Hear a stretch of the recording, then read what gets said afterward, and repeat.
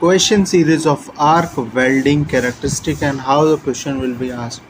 No need, आराम से solve हो जाएंगे नोट से. यस, आराम से नोट से सॉल्व हो जाता है.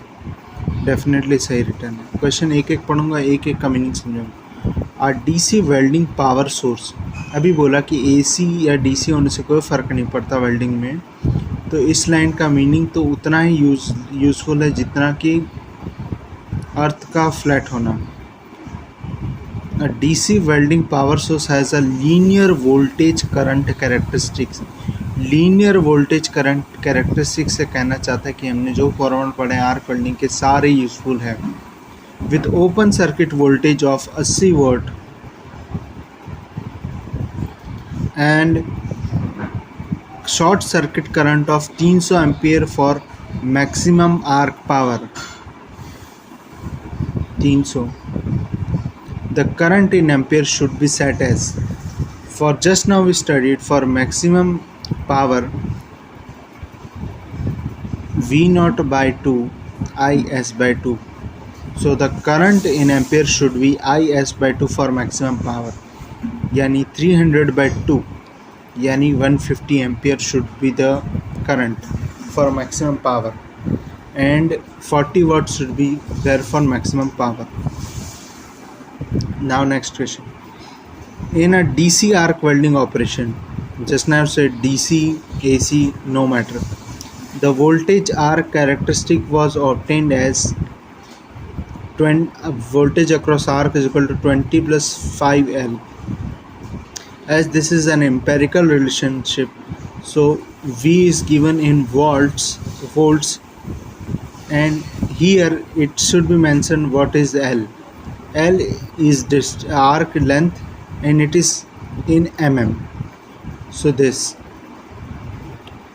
where the arc length was varied from 5 mm and 7 mm, here V arc denotes the arc voltage in volts. Because this is an empirical relationship, so he has to give in which unit it is defining.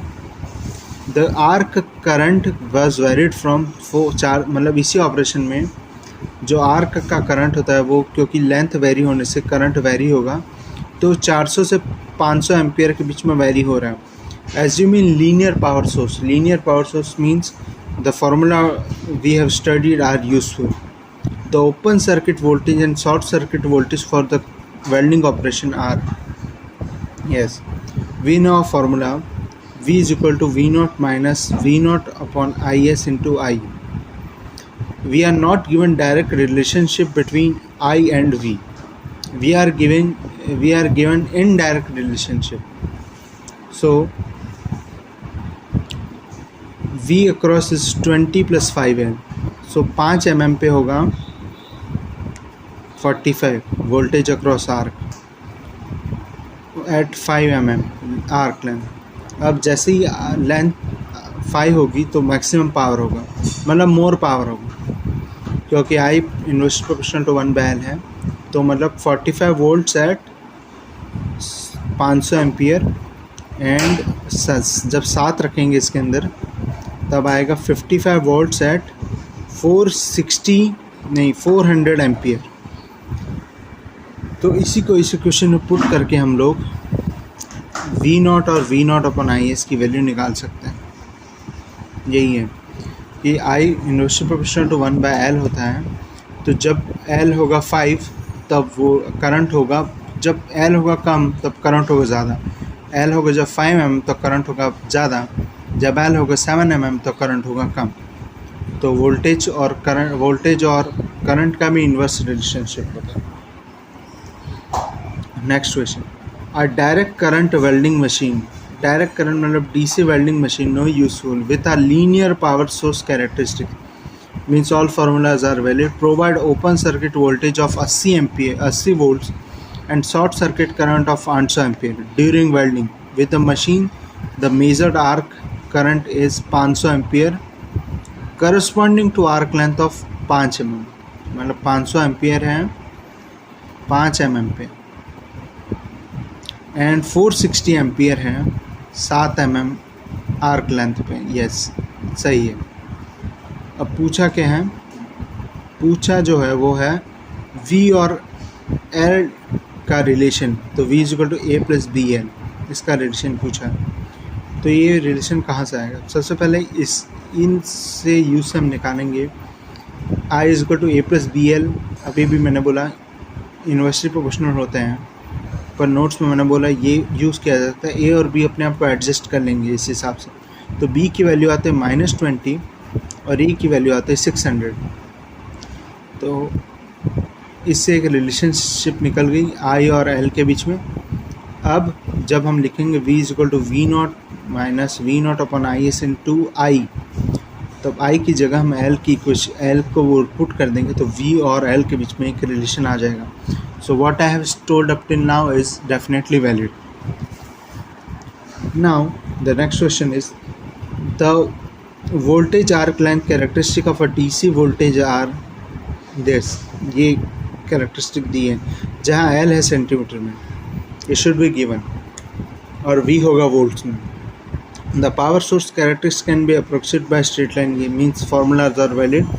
Open circuit voltage is this.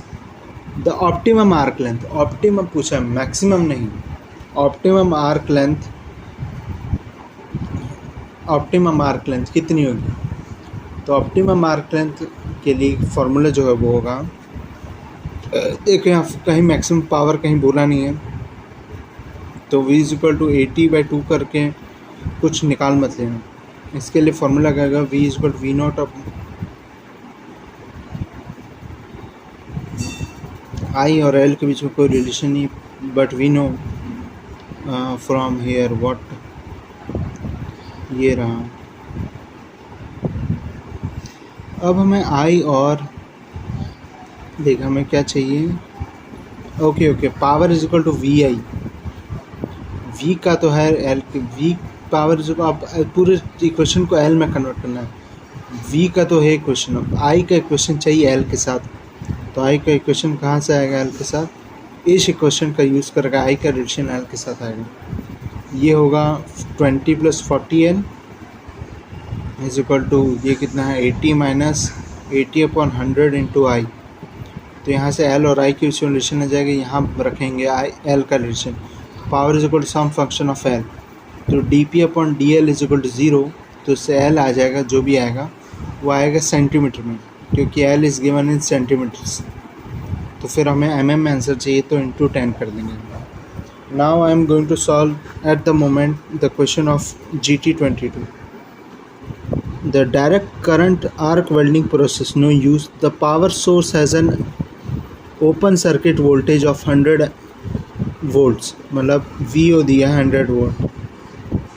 Short circuit current of 1000 ampere, IS दिया 1000 ampere. Assume linear relationship between voltage and current. If this was not given, then this has to be challenged. The arc voltage varies with the arc as this, means V और L के बीच का relation दिया है 10 + 5L, where V is in volts and L is in mm. The maximum available arc power during the process is, during the process कितना maximum arc power available है। इसका मतलब यही है कि पी मैक्स कितना होगा, पी मैक्स होता है V0/2 IS/2। वी नॉट है कितना 100/2 50 वॉट्स, IS/2 1000 एम्पियर तो 500, तो आ जाएगा 25,000 watt 25,000 watt. Now this can be given as 50 kilowatt ampere, watt into ampere, this is given. So this has no use. तो इसमें से क्वेश्चन यही बनेंगे, मैक्सिमम पावर पूछेगा, मैक्सिमम अवेलेबल पावर और मैक्सिमम पावर सेम होगा, क्योंकि हम एयर रेजिस्टेंस को जो भी है उसके वैल्यू को हमको निकालने हैं। ट्रांसफॉर्मर जितना वोल्ट पावर देगा उतना ही यूज़ आएगा वेल्डिंग में। So maximum available power during the process is equal to maximum power from the transformer. Maximum power from the transformer यही होता है V0/2 into IS/2. So these were the questions of this. So yes. So definitely just this question are there, only this need to be solved.